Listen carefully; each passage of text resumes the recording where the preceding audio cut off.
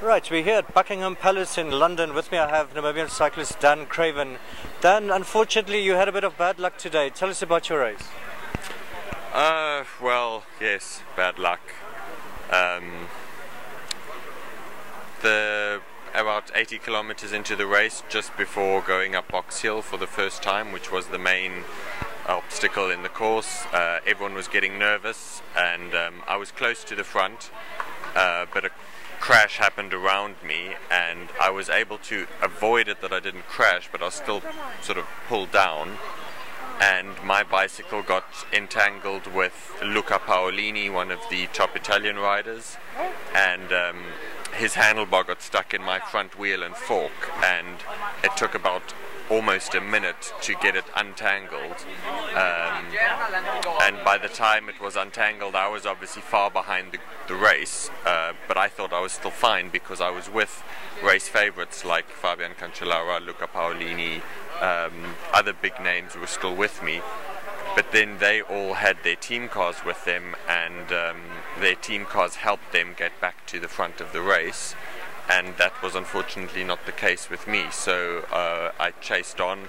tried, battled, but things didn't work out and I wasn't able to get back on again. And you know, I chased around Box Hill for another 3 laps out of the 9, and then I was just so far behind the race that I would have been pulled out of the race a lap or 2 later, so I just pulled out myself. Right, Dan, after all these months of practice, all the hard work you put in, you must be feeling quite down, or how are you actually feeling right now? It's bike racing, it's life, you know. I mean, bike racing is a metaphor for life in many ways. Things don't always go your way. There had been a few incidents earlier in the race, like crashes, and you know, those people were able to get back on because the pace was still easier. It just happened that my incident was really bad timing, and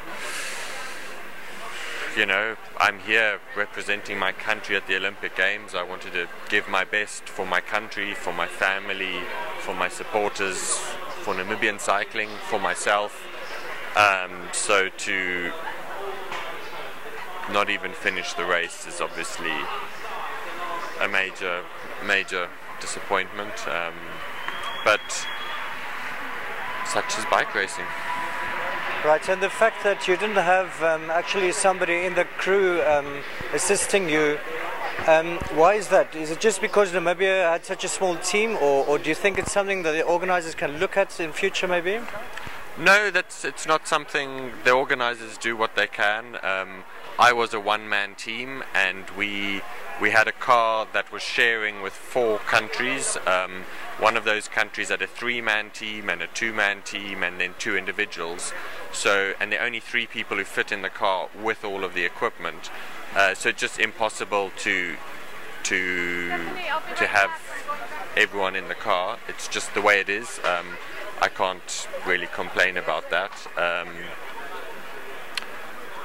Yes, it's just the way it goes.